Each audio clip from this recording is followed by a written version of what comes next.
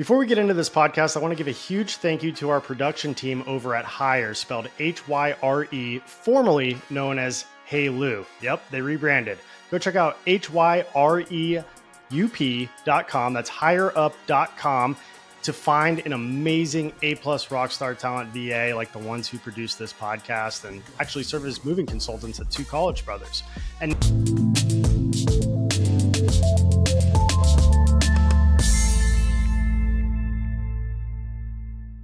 so I hand over my plastic credit card to them.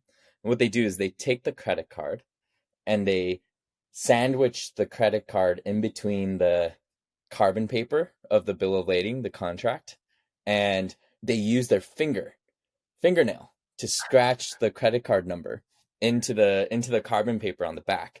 And it just like blew my mind, right? How could a business in today's day and age just operate this way? I was so taken aback. Imagine like an AI assistant that's listening to all your calls, taking notes for you, writing up emails for you, and giving your sales managers insight as to what they're saying and what they're not saying. And then now that was our first product, and it's been awesome for a lot of the moving companies to help run their sales better. And my belief is that in the next 5 years, you're going to see $10 million, $100 million moving companies being run by 1 to 3 people, and like hundreds of AI agents running in the background. all right, ladies and gentlemen, welcome back to the Grow Your Moving Company podcast. I'm your host, Wade Sweikel, CEO of Two College Brothers Moving and Storage, as well as franchising, and the Moving Tighten Retreat and Tighten Up Training. And today's guest is somebody that we work with at Two College Brothers and with the Moving Tighten Retreat. It's actually our title sponsor for the upcoming Moving Tighten Retreat, and that's Mr. Wonjun Jeong of Supermove. He has a suite of products, including the Supermove CRM, as well as the AI Sales Copilot and the AI voice agents, both of which we've recently started using and we're employing through this summer busy season as we've scaled up our sales team and gone to 24/7 coverage. And they've been an instrumental part of going to that 24/7 coverage. But Wonjun is also a award winner at the recent ATA convention. They won the Supplier of the Year award over there. And he's been featured in Inc. as well as Yahoo. And they are doing currently a crazy marketing campaign all over the country that I will make sure to let you talk about, Wonjun. But thank you for coming on to the podcast. Tell me in your own words, how did you get into the moving side? Because you're an AI expert, you're a technology expert. You've spoken at past retreats on panels regarding AI, and we've used it firsthand. But moving's an interesting niche to focus on. And I'm just curious, like, what your backstory is, how you got involved in everything that you're doing. Yeah, thanks, Wade. It's super awesome to be here. It's been awesome to work with your team. I think Dan's working with you guys. He says it's been great working with you, and I'm glad it's been helpful for your company. We'd love to hear more about that, actually. But yeah, so my background in moving, if you look at me, I don't really look like someone that grew up in this industry, but moving has always been a really personal part of my life. I've moved ever since I was a kid, over now 18 times in my entire life. And whenever I moved, I would move away and lose my friends. So I never really had a core group of friends like growing up either. It's always been like a personal challenge. And fast forward to, 2010, 2011, I went to Berkeley to study computer science. And after that, I worked at Pinterest. And then 2019, I had to move 3 times in a single year. And I don't wish that upon anyone. But when you move 3 times back to back, you just see how much, inefficiency there is within the industry. And what happened was, I hired this moving company. They have, 500 plus 5-star reviews on Yelp. And at the end of the move, they asked me for payment. So I hand over my plastic credit card to them. And what they do is they take the credit card and they sandwich the credit card in between the carbon paper of the bill of lading, the contract, and they use their fingernail to scratch the credit card number into the carbon paper on the back. And it just like blew my mind, right? How could a business in today's day and age just operate this way? So taken aback. And And what year was that? I that was 2019. 2019. That was in 20. Wow, And wow. Okay, okay. Wow. 2019, yeah, and you like walk down the street in San Francisco, you see self-driving cars, even the DMV, they have iPads everywhere, and this moving company was just like so back in this Stone Age. So I cold called hundreds of moving companies across the US. I was like, hey, do you guys use this paper contract? How do you guys take payment? And pretty much all of them all had this like giant paper bill of lading in order So you to run their yourself business. hustled and started cold calling moving companies before AI could probably auto dial anything Oh and do yeah, and set up yeah, appointments. yeah, yeah, Wow. yeah. No auto dialers back then. Yeah, and so then I was like, holy crap, this is an opportunity. So I got together with one of my best friends. His name's Mark, my co-founder, pretty much the best engineer I've ever gotten a chance to work with, and we, you know, in 3 weeks, we built this like tablet app, and it could only do three things back then. You could pay with a credit card by keying it in, not scratching it. You could sign paperwork digitally, and it would do something cool where it would send the text message to the customer so that the customer on their phone could open up the link and track the truck on their phone, like a Uber or Lyft, using the tablet's GPS. And it blew up. We had like 10 customers in the first 2 weeks after launching that. So in less than 2 months. And we raised our first round of funding then. And you fast forward to about 22, we had about 100 customers on the platform, and it grew. Like we would sit next to moving companies for years in their office, and you walk in, you see like Windows 95, typewriters, filing cabinets, huge whiteboards, and we started replacing all of that with actual technology and software so that they could run their business. And we grew to 100 customers, and we raised our round of venture capital from Andreessen Horowitz. For those of you who don't know who Andreessen Horowitz is, they are one of the top venture capital investors in the country, in the world. And when they invest early into companies, they typically end up doing really well. So if you know a company like Samsara, which you might use today. We use Samsara, yeah. Yeah, Samsara, you've probably used Lyft. You might have used Instacart to order groceries. I use Might all have of used it. Coinbase to buy Bitcoin. I have a Uh, Coinbase tab pulled up on my computer right now because the crypto markets are pumping. Yeah, and obviously we've all used Facebook. So this when Andreessen Horowitz invests early into companies, they do really well. So they were our first really large institutional investor, and we've raised over $30 million to date. And we use all that capital to invest that into the product and our team to support moving companies. And now we're on track to getting past 1,000 customers here pretty soon.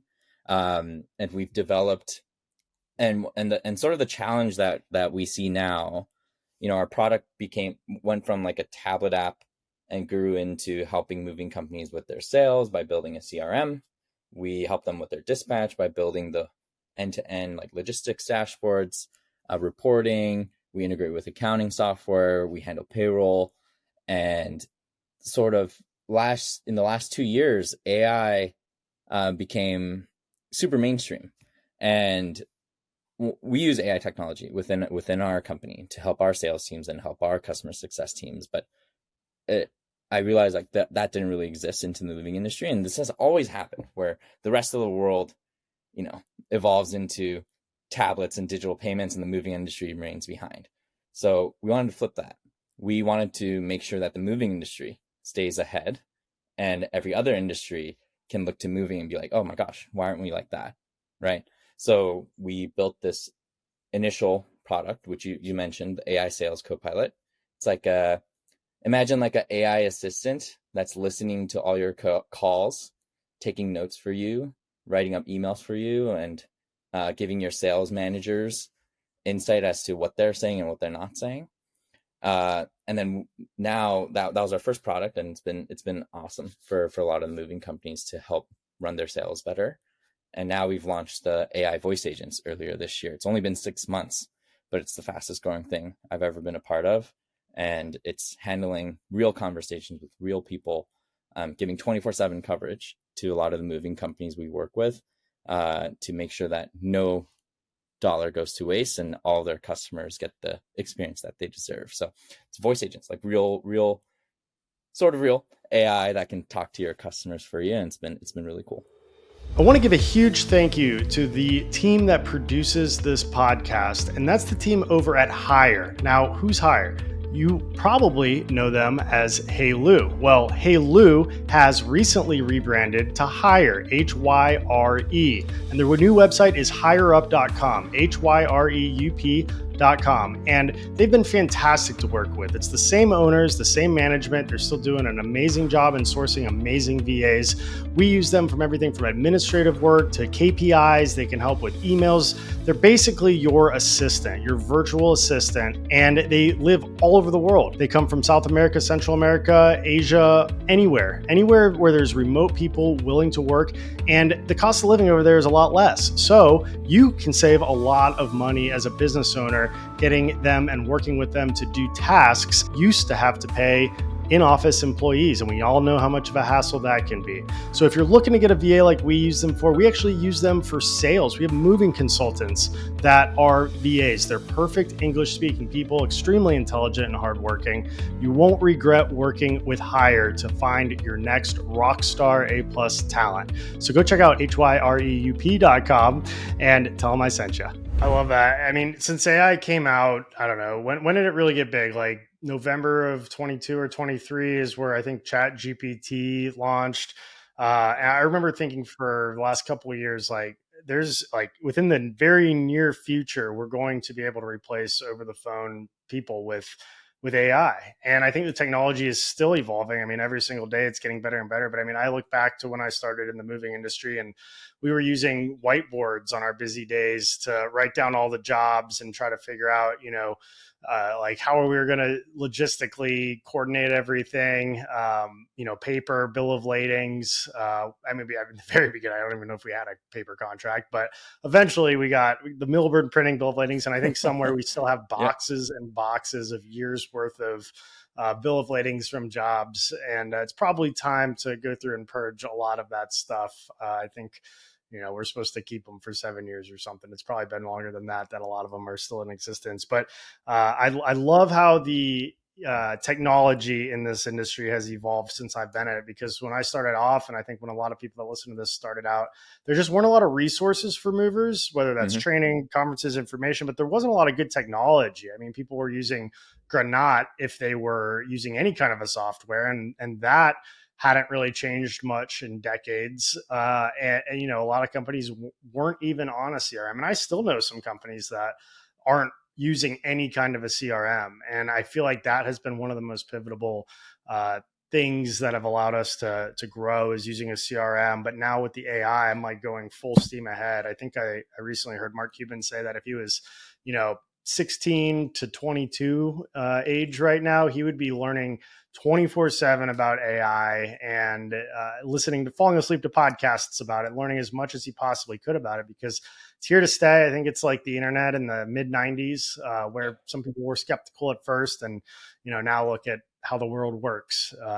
It's all online, and I think it's all going to go towards AI. I'm just curious, like, what's your take on where you see AI going for the moving industry, but also just for day-to-day life for people? Yeah, no, I think your analogy about the internet is very true. I talk about that all the time. When the internet first came out, and it was sort of like a cool toy, people would kind of check it out, and then you'd think like, oh my gosh, all this illegal activity is going to happen now in real time. It's kind of scary. What do they do with our data? And then you have things like online banking come to life, and it's like, oh my gosh, that's like so scary to like trust this computer with all of my banking details. I'd rather drive over 20 minutes to go to ATM to pull cash, right? It's sort of crazy how like revolutionary technology initially is. When it's so revolutionary, it can be scary in the beginning, but then as soon as like real world value gets created, it becomes mainstream adopted. And I think AI is sort of taking the same path, where you have a lot of large corporations and enterprises that were probably a little bit concerned in the first 1 to 2 years. What do we do with all the jobs? What do we do with all our data that we're sharing with it? But now, like, AI is like growing insanely fast across businesses, across consumers, where if you're not using it, you're probably doing something inefficiently in your life. I think within the moving industry, our view on it is, AI is happening. AI is going to completely change the way that everyone works, and it'll be so hard to compete with a company that's using AI across the board versus not using AI within your business. If you think about it, an AI can work 24/7. It's never going to take a break. It's never going to complain. And, sure, maybe it, let's take voice as an example. Maybe it sounds robotic a little bit today, but the amount of efficiency you gain from using it is worth that trade-off. And to be honest with you, we're already, prototyping the next generation of voices now within our product. You should be able to hear that come live here pretty soon, where the AI can have emotion, where the AI can take a breath in between sentences, where the AI can laugh and it will sound like a real person. And these things are already happening and going to come really, really soon. So it's crazy how fast things are changing. And something that we're working on internally now for the rest of this year is what we call like an AI full sales process. You should be able to call and talk and outbound call and follow up with customers, text back and forth, and have full conversations. It's going to be able to quote and price jobs in real time, handle confirmation calls. It's sort of like that initial process. And look, like, I don't think it's going to be as great as the best salesperson in the industry. It's going to learn from them, of course, but I think it will be much better than what people think. And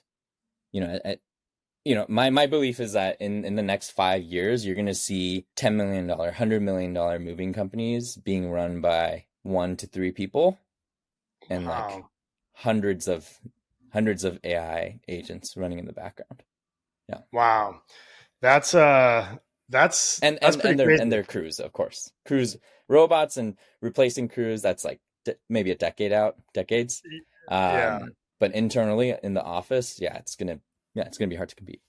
Well, and I think that the robot stuff is starting to come to fruition too. I mean, you see all these different things that Elon Musk is doing. They've got robots in China that are like walking dogs and carrying groceries and doing all kinds of stuff. I mean, that may be, within the next decade for all we know. I know I was talking to Chad the other day. He's like, I just placed my deposit on my first robot from Elon. And I was like, what are you going to do with that thing? Yeah. But I definitely think that the driverless trucks are a very near possibility. I know there's a lot of driverless cars already, and there's some companies, I wanted to say maybe in Texas, like trucking companies that are Yeah. testing out some routes with driverless trucks. And Have I you think all ridden the in a Waymo or a self-driving Tesla yet? I don't think I have. I've driven in. I've had. I mean, my truck does some self driving on the Hmm. interstate, and then I know, I've driven Teslas before that have like the basically type Super Cruise auto stuff. I haven't ridden in one that has taken me from point A to point B in a city yet, though, and I guess there's a lot of them that are starting to do that even, which Yeah, is it's wild. crazy. It's like unreal. The Waymo experience is also unreal. You just call a ride, no one in the no one in the driver's seat. You get in and you go from point A to point B in San Francisco and Austin now, I think too. Yeah, so Wow. Wow. it's wild. It's fascinating to me. And, everybody hears AI and I think they immediately think of like Chat GPT. Like they were kind of like the first on the scene to be like a publicly available to the any person that had an internet connection to be able to ask it questions and play around with it like a fun toy. And I think it took a little while for a lot of companies and people to start to use it for business purposes. There's probably still a lot of people that aren't using, even Chat GPT for business yet, which is crazy to me. And we could talk about all the different ways you can do that. But, Yeah. what else can AI do besides just Chat GPT for somebody who may not, live in a very technologically advanced city? Maybe that's their only kind of idea of AI. I mean, besides, of course, being a voice agent and a sales co-pilot, even, I mean, you can explain, kind of what all that does as well. But like, what are all the capabilities right now with the current technology that a business owner can employ AI to be more efficient? Yeah, I mean, there's some like very outward worldly ideas coming out soon. One, and this isn't business related, but one thing that I think will be really cool in a couple of years. You know how AI sort of like can create images, and like when you ask it to create an image, it's kind of cool. But there's like game developers Hmm. now that are using that sort of mentality where imagine you open up a video game and you start maneuvering the world, and as you maneuver and interact, AI is like creating the images and the game environment in the background, and as you play Mm. different paths down, the AI is like creatively creating all this game logic in the background so that you have this like completely different game experience than anyone else that plays the game. I don't know. There's like wild stuff happening. But for businesses, I use ChatGPT probably 1 to 2 hours every day. It's completely replaced my any sort of like internet browser, Google search activity, anything that I'm curious about. Uh, Before maybe I would, ask a mentor first, or I would look it up on Google and like, hey, what does this like legal document format mean? Or, okay, what is a military document for the moving industry? And you kind of try to figure it out on Google. I just ask AI as like my first go to. And I don't stop there typically. I have sort of like go to questions on how to make the responses really, really helpful. So one example is like, let's say there's like this business problem for me. Like, hey, I need to interview a engineering candidate. Can you print can you give me like a list of 10 questions? And those will relatively be good, but maybe a little generic. And then I'll ask it like, hey, what are some like non-intuitive ways to think about hiring an engineer that most people wouldn't see? How would you connect that to the moving industry? And what are some like very personalized questions that I can ask? And then I kind of go in back and forth. Why are you asking this? Why should I ask this question? How do you compare this interview template with, and generate like 4 different interview templates, grade one of them, grade all of them, choose the best one for me. And I kind of like keep having this full conversation until I get to like a result that I want. And I keep doing that for a lot of the things that I'm working on. So that's just like general like ChatGPT large language model usage these days. But then on top of that, I think, you know, there's software companies like Supermove that's building AI, like that sort of like ChatGPT AI experience into the rest of the business. So we are, yeah, sure, we're helping with the voice agents and the copilot that can help the initial sales team, but we're developing things that, for example, do you have like a question about some business metric within your company, and then you kind of have to like download a bunch of spreadsheets and see and figure it out. Um, Hmm. so we're building that sort of experience where when you have a question, you just type it in plain English, and then using the data within your moving software, it should be able to pull out analytics and graphs and generate it for you in real time. Uh, Routing on dispatch, logistics, like AI can quickly calculate distances and times on deliveries so that it can coordinate a good logistics map for you, combine how your crews have performed on certain trucks, which trucks they should use, and like give you like a template to go off of. On warehousing, like smartly organizing which customers should go where based on their entry and exit time, what items they're storing. So maybe you can kind of like start to group them together. I don't know. All this stuff has sort of like, I think a lot of business owners can like try a bunch of things on ChatGPT, and I think a lot of things will work, but connecting it into your moving software and where all your data is, and your day-to-day workflows is sort of the bridge that we're trying to um, close the gap on. Yeah. I love that because yeah, you're absolutely right. Sometimes, you want to find some obscure form of a metric that's not, a stock report, and you have to, play with the numbers and play with the spreadsheets. But I've had AI like clean up spreadsheets. Like we've had a bunch of, say, realtor contact Mm-hmm. information that we downloaded from some outdated website, and I needed it sorted into different contact metrics, and I just upload the file and asked the chat GPT to sort it out, and it's able to now do that. And so everybody knows ChatGPT. It sounds like you use ChatGPT, and that's an LLM, a large language model. Is that what that stands for? But you also have like Grok, Perplexity, Claude, um, Meta. It has Llama, and it's doing some different things with that. I'm curious, like, what are the differences between those, and what exactly is a large language model compared to some of the other functionalities that AI can do for you? I want to take a second and tell you all about Tighten Up Training. As a co-founder, we've spent months and months and months and a lot of money pooling together resources from some of the best moving companies in the world. And we're excited to bring this to an online platform available to any mover to use at an affordable price. Tighten Up Training has over 200 videos, including mover training, your highest turnover position, so that you can reduce claims, streamline operations, give your team the tools to perform at the highest level of service that generate repeat and referral business and allow you to charge higher prices, as well as sales training, marketing training, business development, leadership. We're adding more content as we speak. We've got legal training in there. We've even got door-to-door training for the moving industry, thanks to Lenny Gray at the Moving Titan Retreat. We've seen a massive explosion of moving companies jumping on to Tighten Up Training since the last retreat, and people are loving it.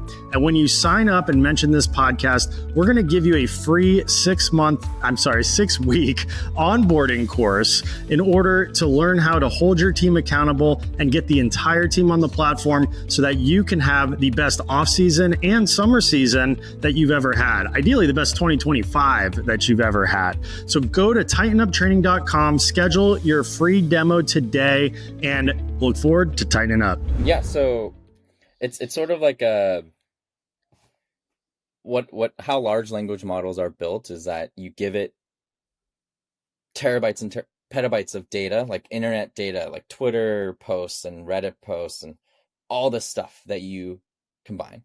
And then you give it to AI and say, hey, this is your data, go and learn from it. And then it learns and it gets trained and improves. And then you ask it questions on life or whatever you want, and it pulls from that in a smart, like articulate way. And the way that it does, way that it pulls is it's using like a concept of statistics where it, based on what you said, like, hey, what is the color of an orange? It tries to predict what the next English language word should be to form like a response. That's why it's called like a large language model. It's like using large language and statistics to form a response using statistics. That's why AI can be wrong sometimes, right? When we talk about like hallucinating, sometimes you ask it something and it's like blatantly incorrect. It's because it's still trying to guess what the answer should be based on the data that it's been trained on. And the difference between the various models, like Perplexity, or I think Perplexity uses one of them, Anthropic versus DeepSeek in China versus OpenAI, they've all been trained on like different sets of data and different tunings so that the style of response is different and maybe the answers that it gives are different. I know as soon as large language models started developing, companies like Reddit and Twitter, they started getting hit with like billions of API requests suddenly, and they're like, what the heck is going on? And then they realized like OpenAI has been like training on their data in the background without them knowing. So now the reason why Grok is actually sort of has some slight advantage is because they've limited access to Twitter posts. And Twitter has a lot of real-time, real human, like smart people writing up thoughts and creating content within it. And other large language model companies might not have the same amount of access or free access that like Grok does, right? So I think for now, like there's like small advantages like being eked out. I think who knows how long it would be? Maybe it's 1 year, maybe it's 5 years, maybe it's 20 years. Uh, a new sort of way. It's like it wouldn't be like a large language model anymore, but some concept of it that's like evolved where it's getting even smarter, like faster, or it doesn't need as much data, or it doesn't need the type of data. Who knows? That might develop, but for now, like people are just like eking out advantages based on the data sets that it's trained on. So you can try all of them and see which ones feel like the response style is right, and maybe it's like more correct on some of the things that you're looking for. But for most business owners, I think ease of use is number one. I find Yeah. using ChatGPT like super easy. It's an app. I open it. If I'm, if my hands are busy, I just like press the mic and I talk to it. It's just like so convenient, and I'm so used to that. But and the advantages in using something else, like for programming, for example, I use Claude because it's just much better in understanding programming. It's been trained on a lot more like programming data. But yeah, it That kind of makes depends on total what you're looking sense. for. Yeah. Yeah, I at the time of this recording, at least, I use Grok primarily. I have the paid subscription for that, and then I also use ChatGPT on the free version. And sometimes I'll just kind of compare answers, because I have heard that Grok might have a little bit of an advantage right now. But I mean, ChatGPT is great as well. And a couple of years ago at one of our Moving Titan retreats, Stephen Reed was ChatGPT was still pretty new, and Stephen Reed was teaching me. I was like, "How did you learn so much about what ChatGPT is? Like how do you know so much about this?" Because he seemed to know a lot about it. He's like, "I literally asked ChatGPT to teach me about itself and like how it works, what it does."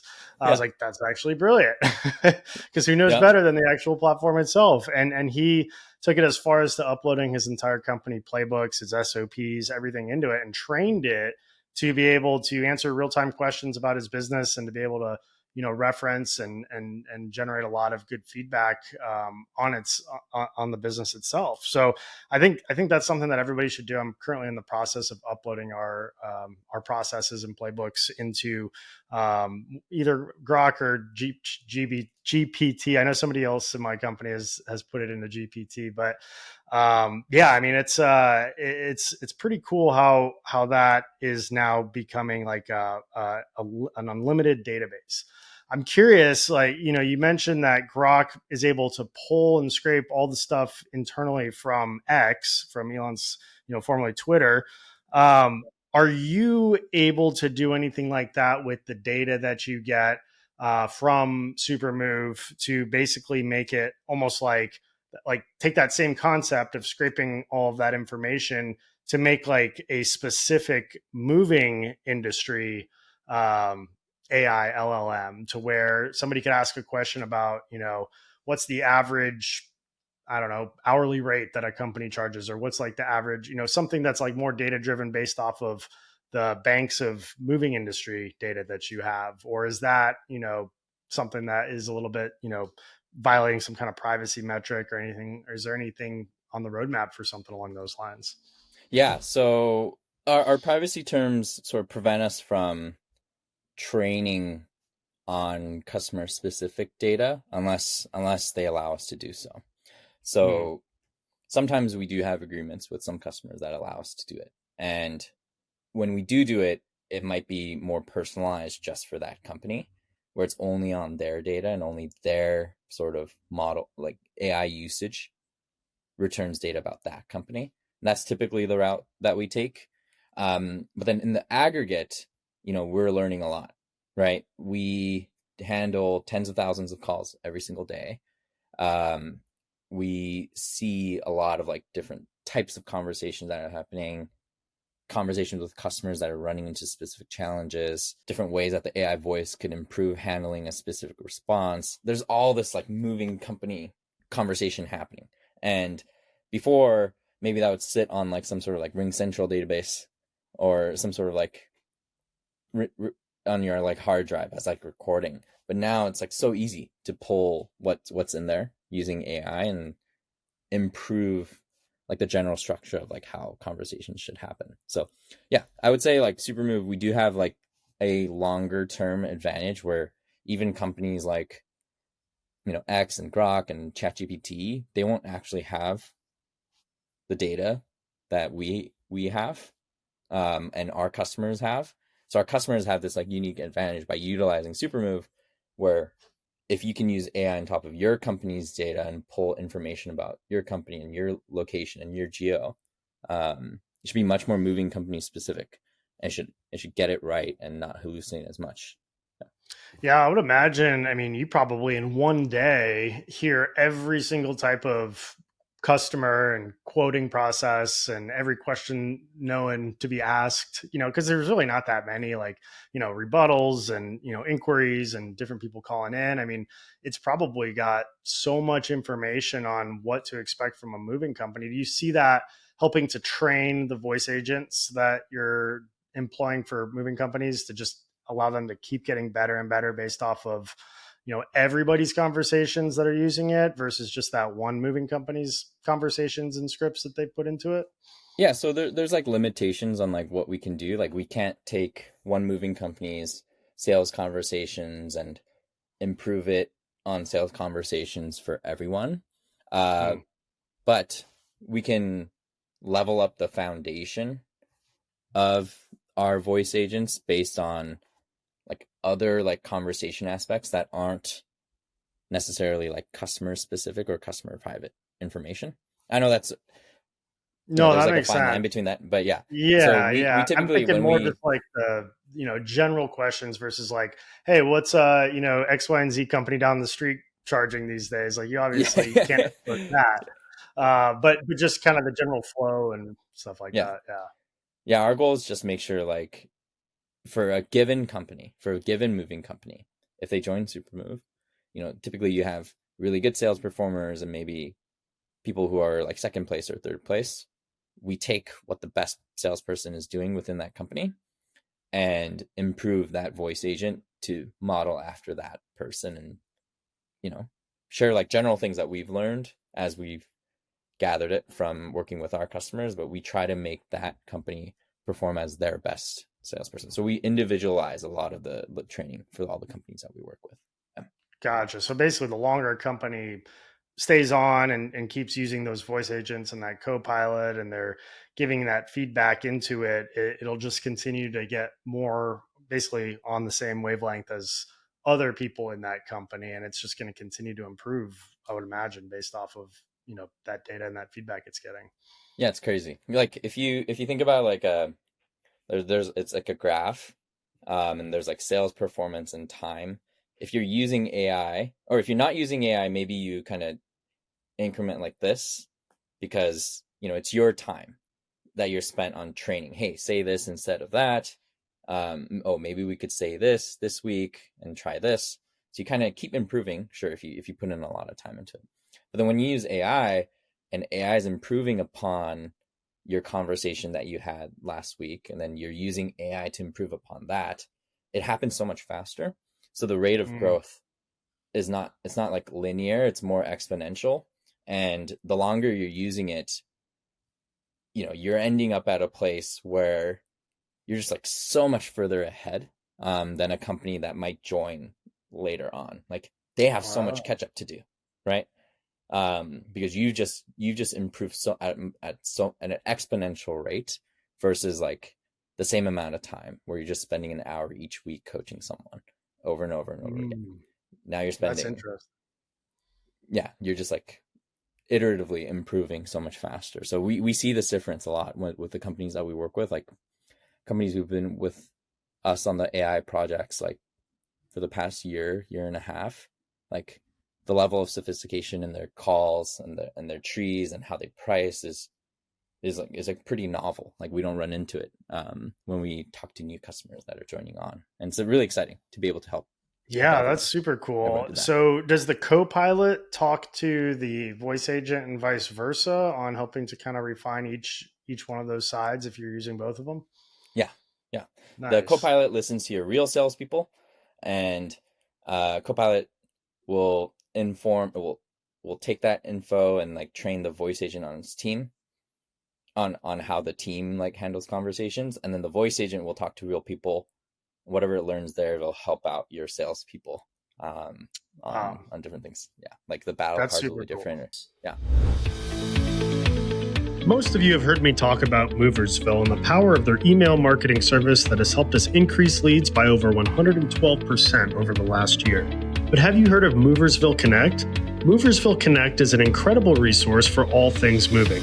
They feature an array of vendors and services and lists like insurance providers, softwares, equipment suppliers, marketing sources, and much, much more. The best part? This resource is free. Go check out Moversville Connect today by going to moversville.com and clicking Connect. That's moversville.com and click Connect and discover the world of Moversville beyond email. Yeah, that's really cool.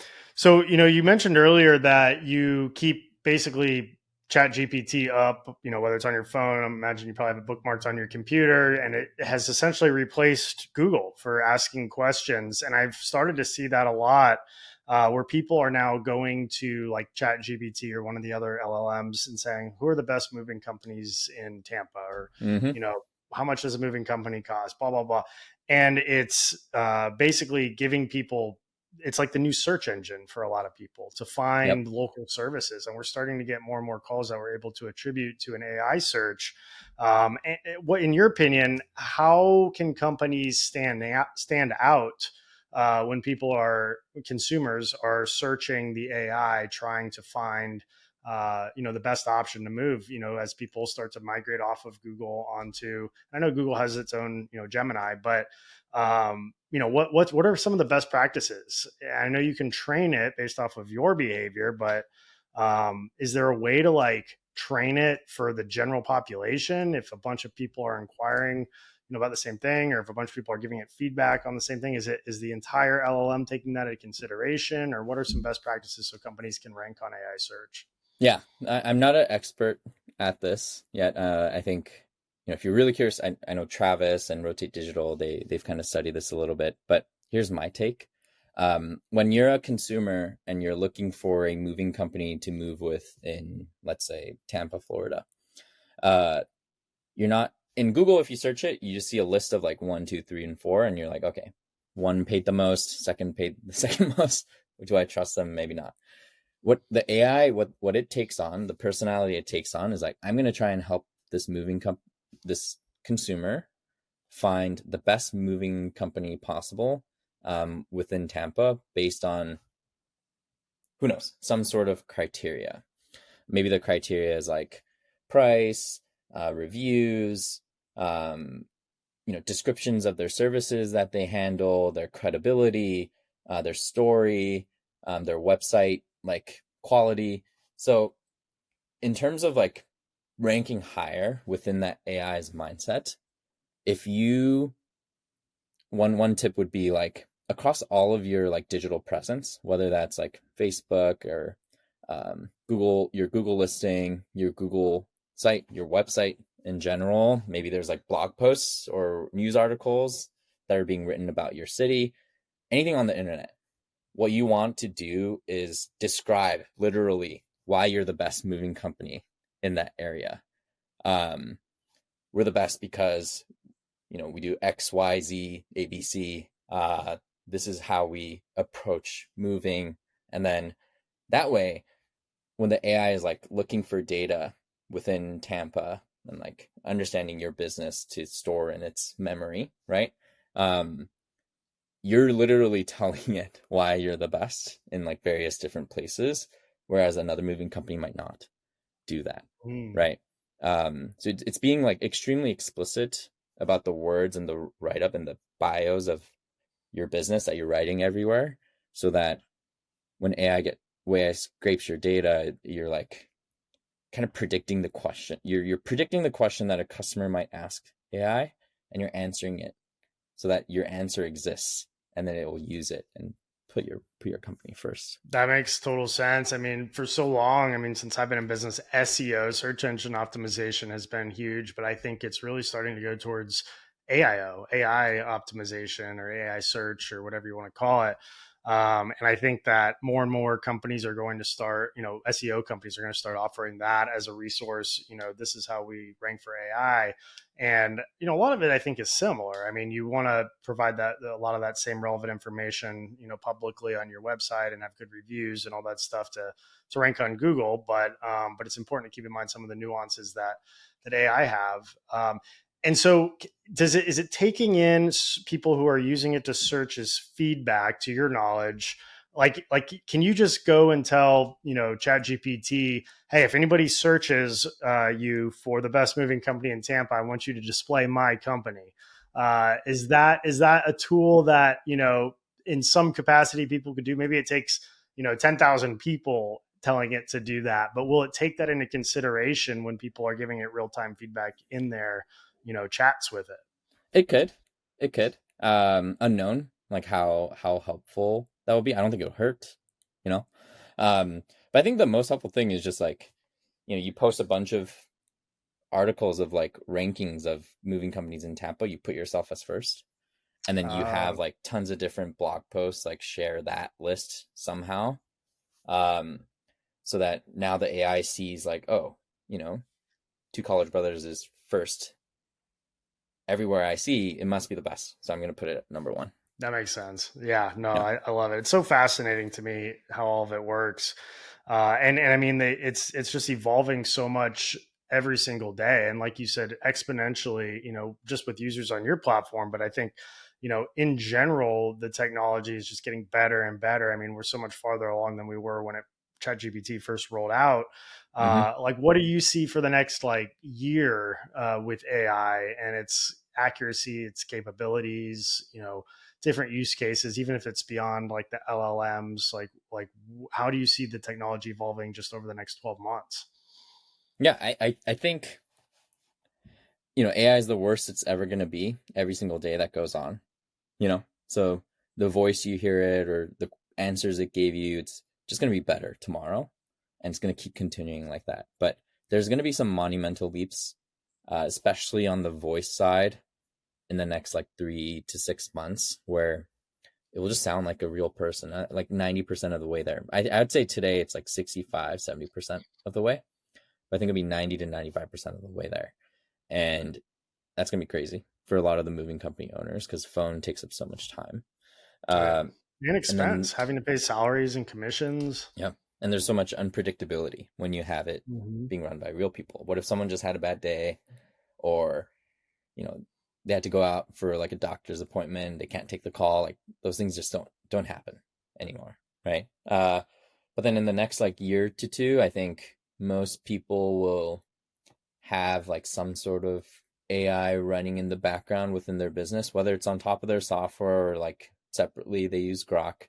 Um, and you're creating like these little agents that do specialized tasks within your company. Like, for example, you might have this like AI agent that connects to your computer, so it can like manage, it can navigate your email and your calendar and Google search for you. You give it access, and its purpose is to, let's say, like create amazing content once a week, to post on my blog. And it kind of acts as you, like has a data and insights as you, like maybe logs into your CRM for you.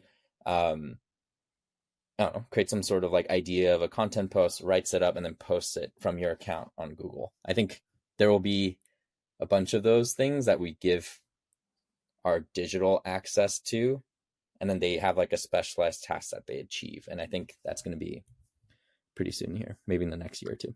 Yeah. Are there any tools like that now, that you can employ, or what other tools are you using just to make everything more efficient? I know there's apps for, I mean, there's so many different ones. There's email ones that like Fixer, I think, is one for email.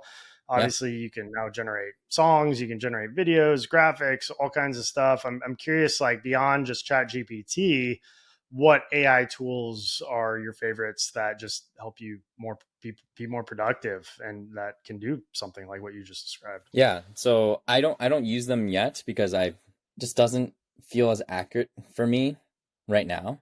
Um, But when they do come out and they do start being used, I'll be sure to let everyone know ASAP. It's a lot of startups, like people that Yeah. just started their company like a year ago, and they have a proof of concept.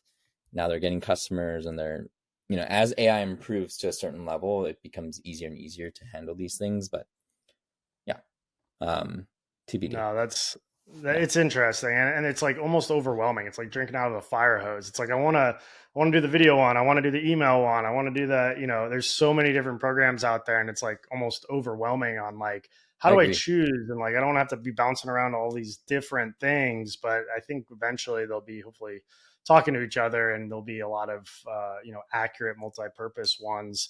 And I know, just on the voice agent side, we went to 24/7 hours uh, towards the end of April. And at first, we started hiring VAs before we discovered that you had the voice agent tool.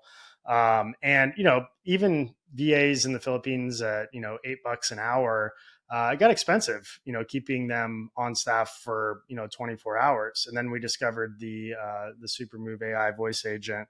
And we decided to, I think keep one or two VAs, but employ that for our after hour phones. And just by going to 24 hours, we've seen a 45% swing increase in lead volume because Oh my gosh, Google, that's when people crazy. are searching Google, it's going to prioritize businesses that are showing as open. But a lot of times they'll audit that, or they'll have a robot, call to make sure that you really are open and answering the phone. And Yeah, yeah, voice agent counts to be able to do that. And so it's been yep. huge in terms of just overall lead volume by now having the capability to go towards that. So I recommend that for anybody that might be Thanks for listening. saying that. Yeah.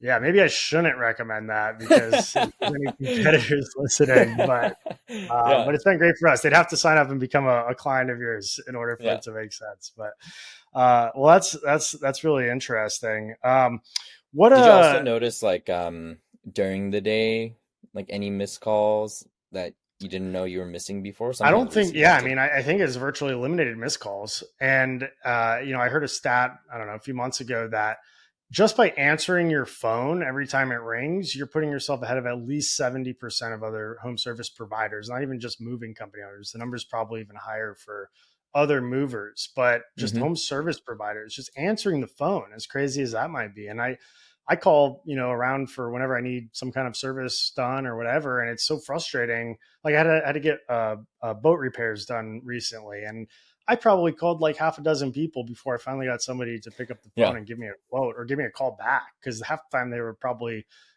underneath a boat, fixing it, be like, yeah, I'll call you back. Send me an email with this info. And half of them never even called me back. It was crazy to Mm-hmm. me. So just being able to not miss calls, and then extend the hours that you're open and people can reach you, because people work night shifts, doctors, there's doctors that work crazy hours, nurses, very even affluent people. It doesn't necessarily mean they work a 9 to 5, and they need to get a hold of you, and they need to get a hold of you. So I think that this is, I mean, I saw it coming a while back, and then obviously learned about what you guys are doing, specializing in the moving industry. And I definitely, I think I can't wait to see how it evolves. Yeah, me too. And I've had some people in my company, express a little bit of concern that, they think it's going to eliminate a lot of jobs. It might eliminate, a salesperson's job or a sales manager job, or potentially both, if it, you know, can replace a salesperson and then doesn't need to really be managed full time. What do you say to that? Like, do you see AI replacing a lot of jobs that, somebody who works for a moving company might have to be worried? Or do you think there's always going to be a need for some form of human touch, human interaction in some capacity, especially as it relates to moving? So yeah, the truth is, yeah, it is going to replace jobs, but this is what I think about it. When the internet was created, you had, before that, you would have tens of thousands of people deliver mail in person back and forth between homes from the post office. And then email came along, and now you have way less of those jobs. It's just true, right? But what those jobs converted into are like Amazon delivery, um, different forms of post, and maybe people who write out emails for different companies. I think AI is the same. You know, jobs that are current, even my job, or anyone's job is at risk. But if you're able to stay adaptive, stay curious, know what technologies are out there and how they're improving day-to-day life for a lot of employees, and maybe some jobs do get replaced or reduced in capacity, being able to use those tools and then adapting and reshaping your skill set to be more desirable in an AI friendly world, I think is key. Like, you just have to keep evolving and adapting yourself to make sure that you can stay ahead of the technology and still remain valuable. Yeah, and that's basically exactly how I responded to some of those concerns.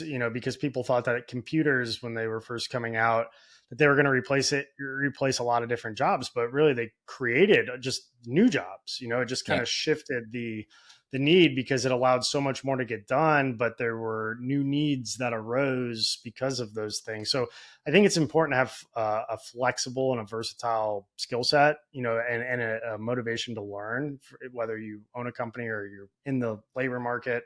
I don't know how many actual people that are employees listen to this podcast, but I think, echoing Mark Cuban that I mentioned earlier, like, learn as much as you can about this stuff, because if I had somebody that applied to me and said, I'm an AI expert, I can make your business so much more efficient by plugging in all these different tools so that you don't have to manage 20 different AI tools, I'd be like, you're hired. Because if he could save me, 10 different salaries by using AI tools to do that, like, that would be a valuable skill set, managing the AI, an AI engineer, whatever Makes it might sense. be. Yeah.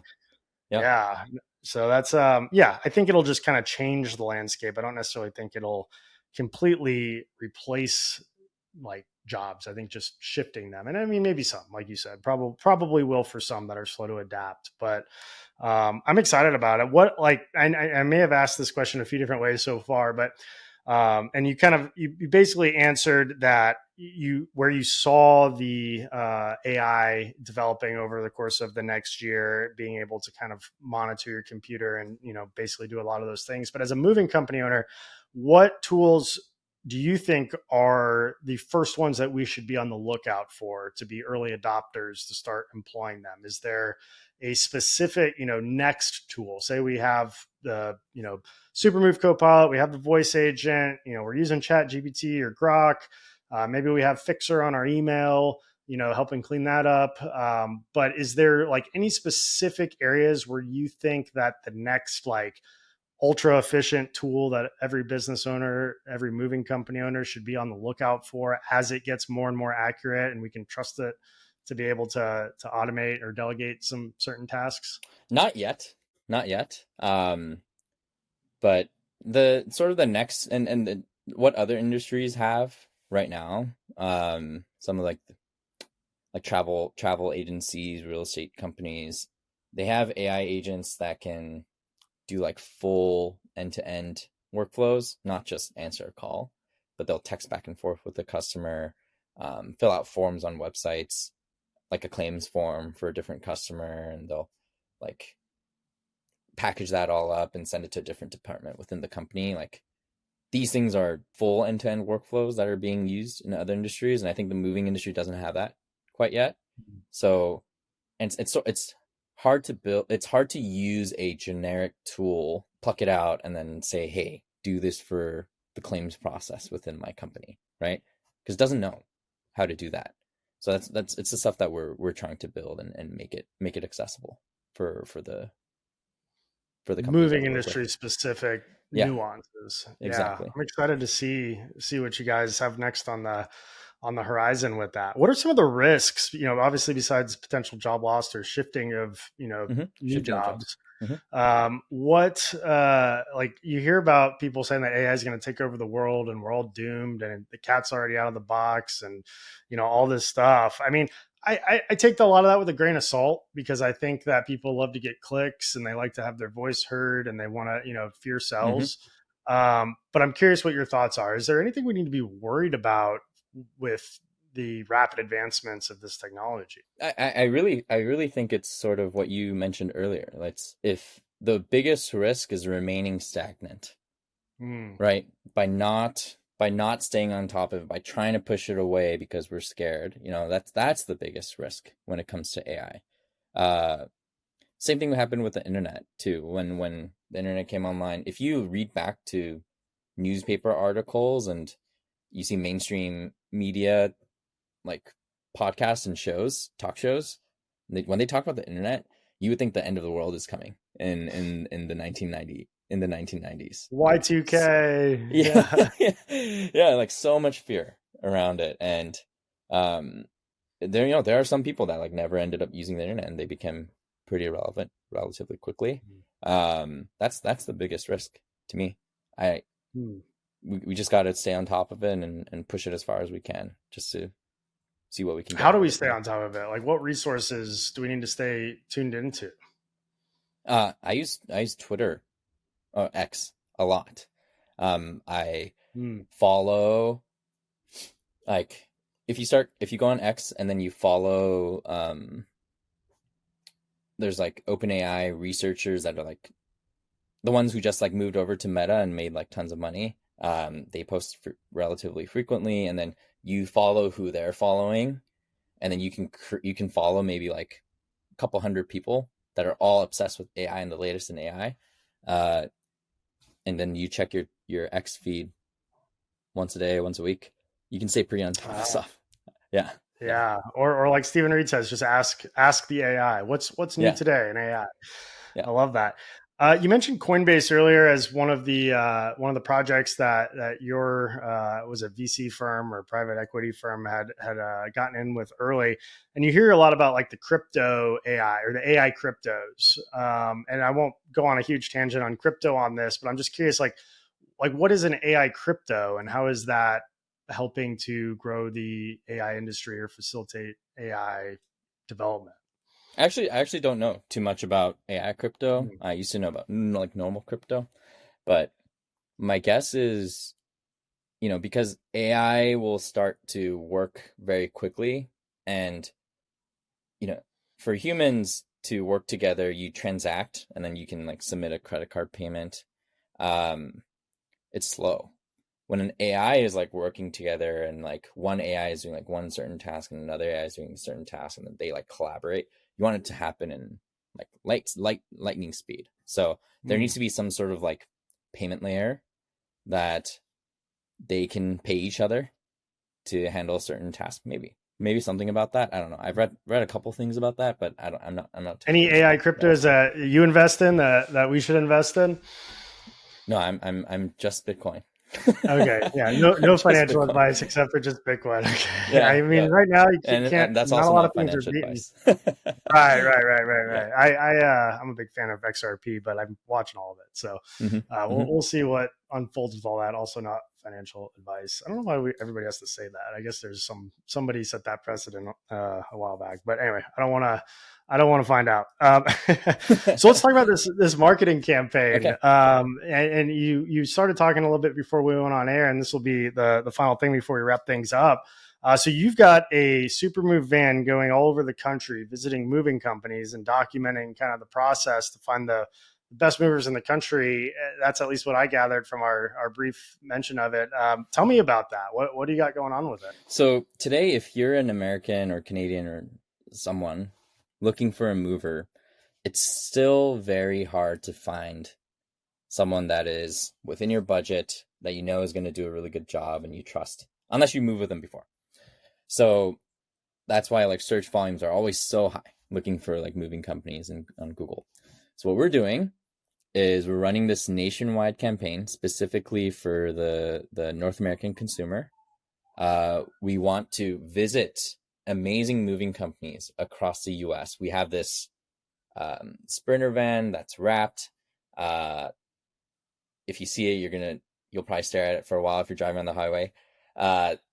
And we're visiting moving companies and showing the world like why these companies are awesome, how they treat their crews, why they have amazing like operations and how they handle their customers' belongings, how they work internally. And then we're just going to interview and shoot film so that they have some content to work with and we can share this like story about the American moving company or the North American moving companies that exist today. So we have a website. It's called supermove.com/wanted. And if you want us to stop by your moving company, feel free to drop a note there. And yeah, it's going to be super cool. We've already kicked off. I think right now we're going to be in DC next week. We just got through New York and Boston and Pennsylvania. Yeah. So we're working our way down the coast. Yeah. That's super cool. I've had that idea kind of in my head for the podcast, like go around and visit, my friends, the Moving Titan guys, whoever, and do something similar. If only I had the time to do something like that. So I'm looking forward to seeing what you come up with. Is there going to be like a YouTube channel, or is it all going to be on that website, or how can we watch the findings? YouTube, Facebook is where we'll share a lot of these posts, because that's where a lot of American consumers exist. But you'll see it on LinkedIn and YouTube and everywhere, hopefully soon. Nice. Well, I'm excited to see how that goes. Wonjun, how can people get a hold of you if they want to learn about Supermove, AI Copilot, the voice agents, any developments that you guys are doing, if they think that it might be a good fit for their company, if they want to go to 24/7 hours, like what's the best way to get in touch with you or your companies? Yeah. If you go to www.supermove, so supermove.com, you can check out what we're about. If you want to email me directly, you can email me at multiple. I have multiple emails, but wj at, like this right here, wj@supermove.com, and we'll get back to you ASAP. Awesome. Well, Wonjun Jeong, thank you so much for coming on to the Grow Your Moving Company podcast. I love talking about AI, fascinated by the topic. And I'm really excited to see where the tools that we're using from Supermove are going to go. The AI voice agents, the AI sales copilot, they've already been implemented into our business at Two College Brothers. And I can't wait to kind of see the advancements in this technology unfold in real time. And like he said before, the quicker you get in on it, the farther ahead you're going to be, because it's going to take those companies that wait, that much longer to catch up to the companies that are training these things and pouring all this data into them and how their operation works. And it's exciting stuff. I'm looking forward to seeing where this all goes. I'm looking forward to seeing you at the Moving Titan retreat in a couple months. That's going to be, this might air. I don't know if this is going to air a couple months out, but probably about a month out. Can't wait to see you out there. You'll be speaking. Awesome. Yeah. Super excited. Thanks, Wade. Thanks for being a partner. And thanks. We love sponsoring the Titans retreat too. You guys have been amazing to work with. Awesome. Well, thanks. We'll look forward to seeing you and many other movers out there, some of the best in the country. Maybe we can get some interviews with the mobile campaign that you have going on. All right, ladies and gentlemen. Well, thank you for tuning in to the Grow Your Moving Company podcast. I'm your host, Wade Sweikel, and today's guest was Wonjun Jeong of Supermove. And feel free to reach out to him or me if you have any questions and you want to go deeper on this topic. Until next time, everybody stay safe. I want to give a huge thank you to the team over at Hire for helping me produce this podcast. Now, Hire is formerly known as Hey Lou, and it's run by moving company owners, and it's a VA placement agency that can do all kinds of things, from video and content editing, social media, administrative work, KPIs. Heck, at Two College Brothers, we even use them as moving consultants because they speak perfect English. Sometimes they're in different time zones. A lot of them are located in Central and South America or all over the world, and they work hard. So if you're looking to find your next A+ rock star talent team member, then go check out Hire at hireup.com, spelled HYREUP.com, and tell them I sent you. Thank you for tuning in to another episode of the Grow Your Moving Company podcast. If you'd like to learn more about any of the sponsors listed on this show, want to apply for the next Moving Titan retreat, or interested in owning or working for Two College Brothers franchise, drop me a line at wade@twocollegebrothers.com. Moving out, and have a great day.